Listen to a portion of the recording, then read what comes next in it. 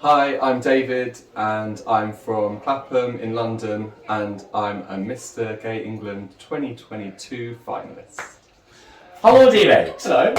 So here you are at Mr. Gay England. I know. How are you feeling about it? I feel great, like when it all came about, I was sort of, do I do this? Am I ready? Like, should I give myself another year? But there was just something telling me feel the fear, do it anyway, just go for it. And so I'm really glad I did. What made you want to enter? I've started doing like community focused projects and things for people that a lot of my friends and stuff that don't feel like they've got like a purpose and they're just sort of feeling a little bit like lost. And I just started something up and it just grew really quickly. And from doing that community stuff, it's just made me realise how much I love it, and I just want to do more of that sort of thing. And I just I want to be a voice, and I feel like I can hopefully, I feel like I can hopefully inspire other people to feel like they do have a community. There is support out there. Yeah. What's the name of the service that you run? So I run Homo Parody. It's called Homo Parody, and we basically it started in lockdown. I started making these stupid videos online, and we parodied Rain on Me, Ariana Grande and Gaga. And then from there it's just grown, and now we do like full scale. We did like an Alejandro one that like raised money for charity. Awesome. Yeah, and I just love it. Like it started off as like just something stupid for my Instagram, and now I'm making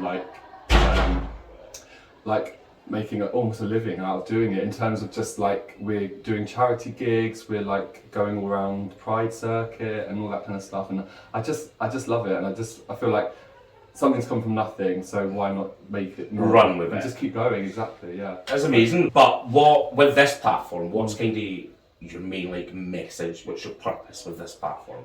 So it really is about the community thing, like people not feeling lost, or like they come out as gay, or they come out as trans, or anything like that, and there's really empowering moments where they feel supported, and there's other moments that are lonely, and that people just don't feel like they have like a sense of belonging.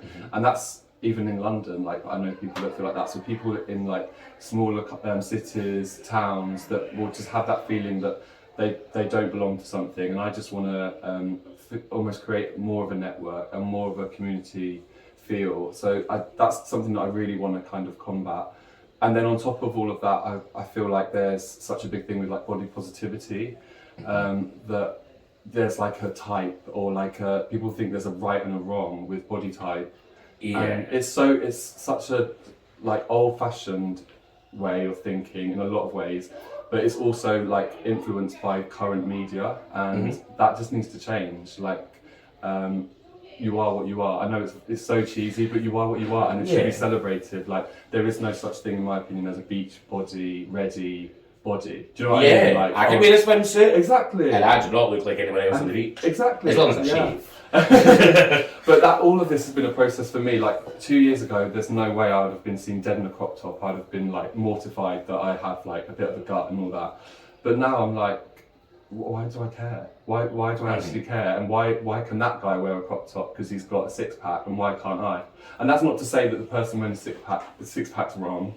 I'm just saying that it's everyone. Everyone should feel like they can wear what they want, be who they want, and celebrate the body that they're in. And that's kind of a message that I care about. Yeah. It sounds like you've kind of hit that sweet spot that so many people want to get to, where you've kind of accepted who you are, so you're able to help others accept who they are.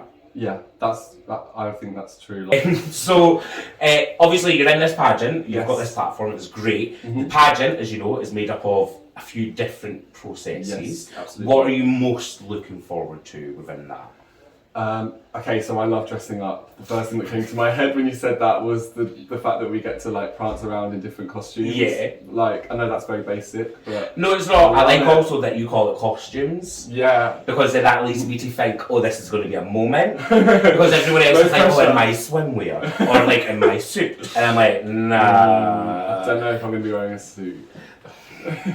I love a suit, like, suits are hot, but On other people, I just cannot wear a suit. I look like I'm wearing my dad's clothes. I don't want you to tell me, but have you got an idea for your regional wear? I do, yeah. Good. Regional wear is my favourite part Is it? Of the full thing. Okay. Because everyone is from somewhere different. I know, yeah. So I don't know what's regional to Clapham. Yeah. I don't know what's, well, I've probably got more of an idea what's regional to Clapham. But like Swindon or Dagenham. I know. I'm like, I don't know, it's really for there. Yeah. So I'm excited to see what they do with it. I know, and for the ones from last year, they were really imaginative, and it's like cool to see like just where it could go. I mean, I've been asked actually what one of my costumes is, so I gave like a right spoiler, so it's already out there. But don't say it here because we're not going out to the public. No. They're going to be watching this. So we're not giving it out here. Just last year, somebody already, one of the men already came out in a skirt. Paul came out in a skirt. Yeah, amazing. So I'm like, that's been done. That's been done. Okay. So I don't want anyone to come in. That's my one rule this year. Is no one's allowed to come out in a skirt because I'm like, we were all in skirts already. Yeah. So no. No. Not okay. But he did look amazing. I hated how amazing he looked. I just love anything that's gender non-conforming. Like anything where it's like, is that like androgynous? Anything that's like, is that boy, is that girl, or does it matter? Probably not. Yes. Anything like that, I always think so. What would you say you're most nervous about? I'm most nervous about. I feel like the miscongeniality thing scares me, because it's like, you know when you like pick last in the playground. So that thing, I don't know. I'm not scared about it, but it's just one of those things where it feels like that does really feel like a popularity contest, I guess. Okay, yes. Yeah. Okay, yes. Yeah, and it's that for me where you're like, well, please let me get one vote. So, obviously, this month is Pride Month in most places. I'm learning that apparently not everywhere in the UK, same as me. Ours is in July. Ah. Makes no sense. What, ours is in Scotland? Like, North East. Right. Newcastle. So Newcastle, because it's UK Pride this year as well. Yeah. Like, ours is always in July for some reason. Right, okay. Makes no sense. Spread it out though. Oh, literally. But what does Pride mean to you? Pride means, on a very base level, being able to feel like you can be who you are, and not only that, celebrate who you are, no matter where you are. That's, in a nutshell, what I feel like Pride is and should be. But there's just so much history with Pride as well, so it's a celebration of everything that's come before us, the good and the bad, because the bad taught us lessons and the good moved us forward as a community. That's Pride. Yeah, I would agree. Yeah. Really good explanation. What would you say up until now is your proudest achievement? My proudest achievement, I think it's the relationship I have with my husband, and because we got married when I was quite young. I guess I was 27 when we got married, and we've managed to stay strong and still love each other and still be sort of who we were back then, still now. So I'm proud of the relationship I have with my husband. I mean, we're in 2022 and we have a relationship that is it suits you. It suits us, and it works so well, and it's not conventional. Even the fact that we got married is kind of against who we are and what we sort of stand for, but the fact that we can do it is an amazing thing, and that says how far we've come. This is the thing, we've came far, but as you say, pride is still so important. Oh my god, yeah. Literally. Yeah. So, the last one is a random question from my job. I'm fighting. So, you picked the question, but I'll read it because my handwriting's terrible. Okay. And I also wrote these half asleep yesterday. No judgment, all good. Right. Top or bottom? Do you know what? No, that was too basic for this. This question is funny, Andrew. What makes you feel old? What makes me feel old? I can tell you a very specific thing that made me feel old. So I was choreographing a show in America, and it was Dancing Queen, so it was all ABBA music, right?